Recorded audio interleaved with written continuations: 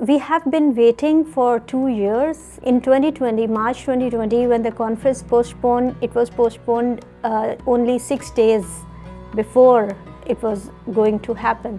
So now this year in 2022, the euphoria and the excitement of all the volunteers and all the action group of Pak-TESOL, it was unmatchable. So I was delighted to hear that it was happening and very excited to learn that I was invited. When I was informed that the president of Pakistan was going to attend the conference and give a speech at the opening ceremony, I was just incredibly excited. The address of our president, Dr. Arif Alvi, and also the speech of the American ambassador, Donald Blome. These two dignitaries joined us, and this actually shows the significance of this platform, not only for Pakistani English language teaching community, but also for Pakistan as a country, and also as a bilateral project or bilateral cooperation between the two countries. And the president being there was, I think, a very positive indicator that that Urdu is a national language and it has a certain status and we want to promote it. But that does not mean that the status of English is going to suffer in any way. It is going to be needed and it is going to be required. There are dozens of indigenous languages in Pakistan, and your faculty members at a Pakistani university are often perfectly fluent in at least 2 or 3 languages. Especially your English teachers are going to be fluent in English and Urdu, and then possibly 1 or more other languages, depending on what their native language actually is. There is, unfortunately, in Pakistan right now, a kind of linguistic hierarchy that puts English and Urdu at the top and a lot of local languages much more towards the bottom. And I think that Pakistani educators really are going to need to work over the next 10 years to break that linguistic hierarchy. English is an international language. If we want to prosper and progress, and if we want to prosper in the world globally, we need to learn one international language so that the latest researches and all the business, commerce, and all the progress that is going on. No matter what we say, it is the language of opportunity, and it is the language of employment. Without having this wonderful skills of English language, we cannot really move towards scientific development and progress. Pak-TESOL, in my opinion, is incredibly significant for Pakistan. I think it's a great organization that really brings people together and provides opportunities to develop and find resources to English teachers in Pakistan. We started in 2019 as a special project in order to create a platform for a Pakistani English language teaching community. The RELO, the Regional English Language Officer, was Gerald Frank. Jerry and Dr.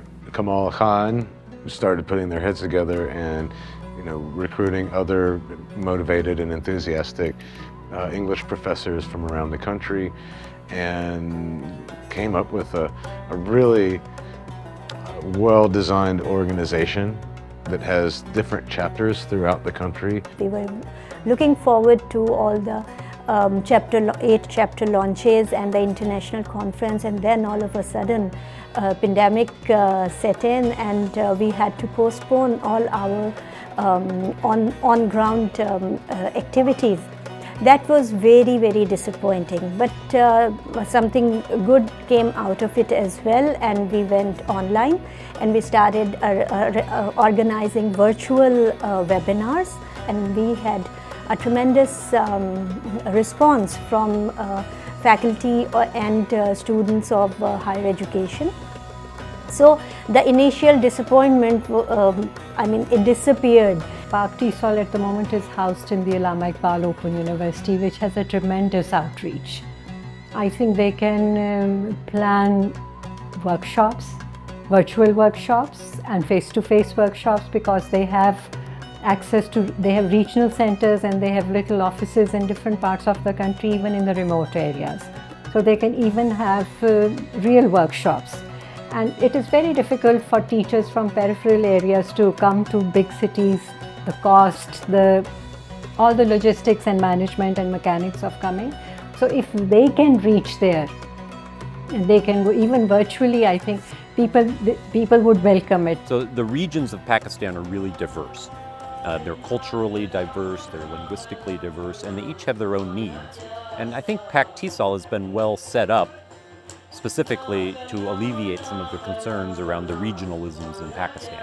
So there are regional coordinators for each of the areas in Pakistan, and I think that's really important. And they have a lot of autonomy, so they're able to shape the products to fit the context and the needs of the different regions in Pakistan. And I know that that's really the brainchild of Dr. Kamal, and I really appreciate that aspect of Pak-TESOL, how it's regionally organized and designed to meet the needs of the different regions. We have our chapters in Sindh, Baluchistan, Khyber Pakhtunkhwa, Islamabad Capital Territory, Azad Jammu and Kashmir, Gilgit-Baltistan, and 2 in Punjab, being the largest province of the country. So one is in the central Punjab, and the second one is called the southern Punjab. I think we need more indigenous solutions to indigenous problems, and because Open University has that kind of an approach, so I think TESOL being housed there at the moment is going to be very effective. The Pak-TESOL thing can be very effective if they decide to have outreach programs. Pak-TESOL has worked with the Higher Education Commission and in collaboration with RELO, Pakistan in curriculum designing, in the revamping of undergrad curriculum, and we have also trained 24 teachers. That was the training of trainers, and these 24 ELTs had an 8-month-long hybrid professional development course. Apart from that, we have been involved in webinars for higher education, professionals in higher education and the students of research in English language and literature as well. RELO has been instrumental in all of these amazing things that have been happening. This is all part of Jerry's vision. I mean, he made it happen. He was such a wonderful support. The next RELO, David Fay, came in and really provided a lot of great continuity. And after David Fay, there was Kelly Odhu, and then now there's Dennis Young. And it's just great to see how this particular office has provided so much continuity for programs like Pak-TESOL. They've built a lot of really positive momentum. There are movers and shakers now in the ELT community in Pakistan that are really involved with this organization. And I feel like they've got enough momentum on their side that if they push forward now, there's real potential to grow this thing. Well, with the crew that's running it, I think it's going to have high impact. And it really sort of matters like who's behind it all and how they're going to sustain it. But seeing how Dr. Kamal is working and the team that he has formed, many of whom are the TOT crew, they've got momentum going, and smart, hardworking people. We are planning for a self-sustainable model for Pak-TESOL as an organization of ELTs in Pakistan, as a platform for ELTs. Secondly, we are planning to include in the professional development training the teachers from the school level in Pakistan and teachers from various colleges as well.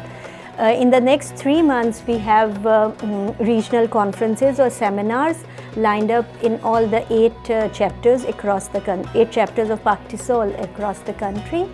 And we are also working on the possibility of research fellowships with Pak-TESOL, international research fellowships from the platform of Pak-TESOL. So these are a few plans for future. You are basically very much part of the whole story. Pak-TESOL is never complete without your own involvement. So I would like to request you all that wherever you are, you join us, you join your hands with us in order to create something which is a very effective intervention. And we would like to work together for the future of this country.